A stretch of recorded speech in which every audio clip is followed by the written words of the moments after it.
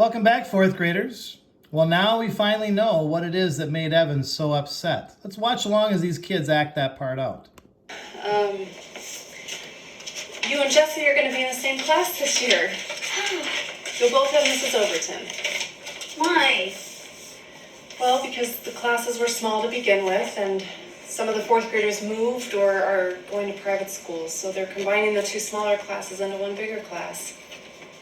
This is so unfair. I want Miss Scobie, and I don't want... This is so unfair. It'll be fun. It will not be fun. School isn't fun. So there you heard the information that was so upsetting to Evan. Jesse is joining him in fourth grade. That letter from the school explains that there wasn't enough fourth graders, so they had to bring up some third graders into the fourth grade for the next year. Jessie should be in third grade, but she's going to skip a year. They looked at the third graders, and Jessie was somebody that was a smart student that could handle going up a grade. Doesn't happen very often. You don't hear about that very often, but that's what it was. That was upsetting to Evan because now he has his sister in his classroom. Even though they get along at home, he doesn't really want to have his sister, that he considers to be his baby sister, his younger sister, to be in the room with him. You also maybe notice that there's been some figures of speech that have come up in these chapters. I have one right here about the heat of the day. It's in that chapter 2 that we read yesterday. It says, she opened the door and felt the full heat of the day on her skin.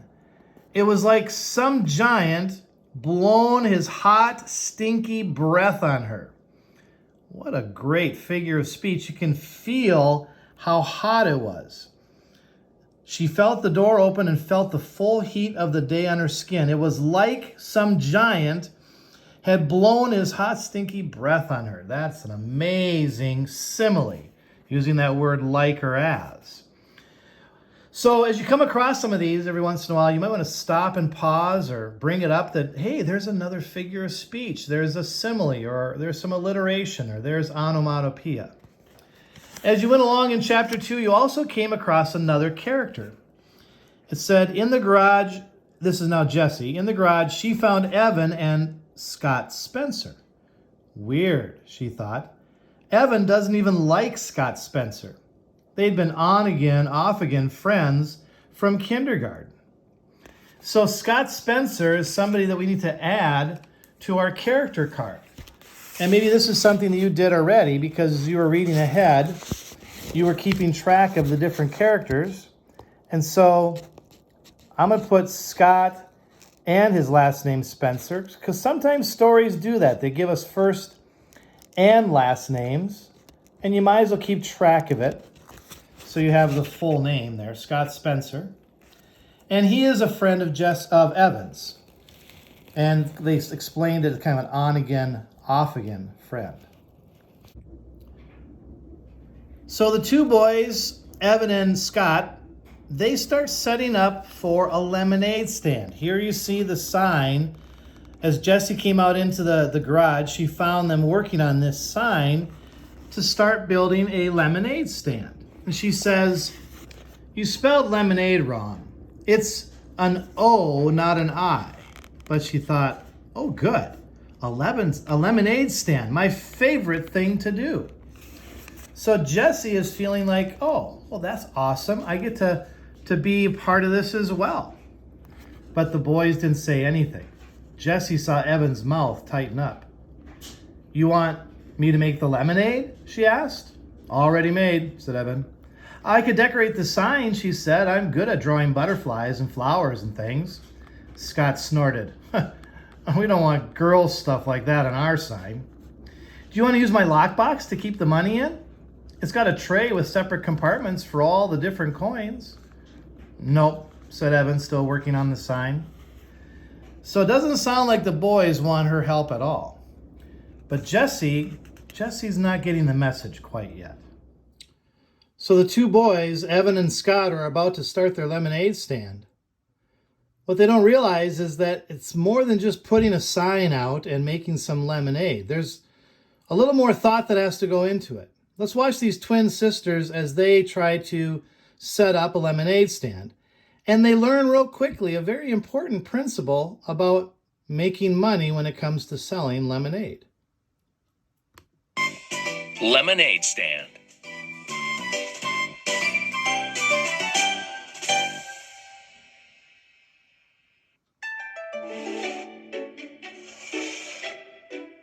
Rosa counted dimes and quarters. We have $5, She said.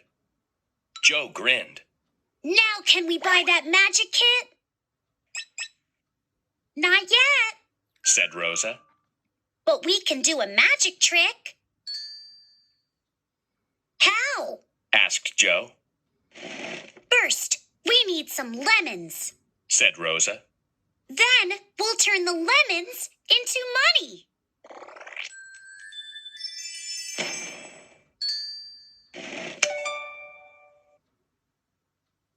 Later, the twins set up a table and a sign. They had pitchers of lemonade and cups.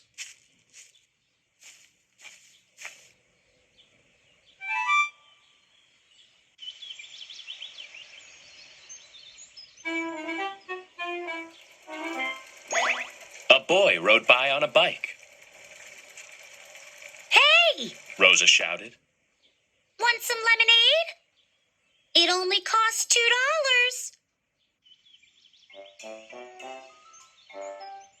$2 for lemonade? Said the boy. Are you crazy?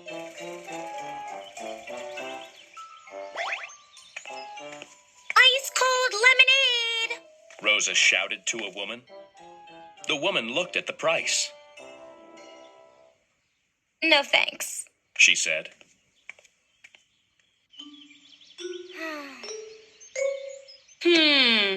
Thought Joe.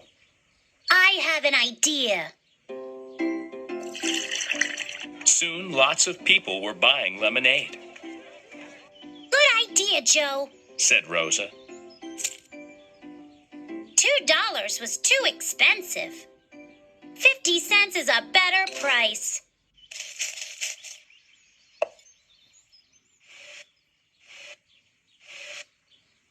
Look, Said Joe. we made $20. I know what to buy now.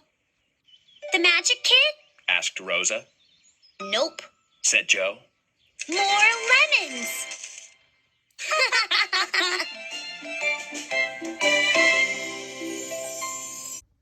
By the end of chapter 2, Jessie finally gets the message.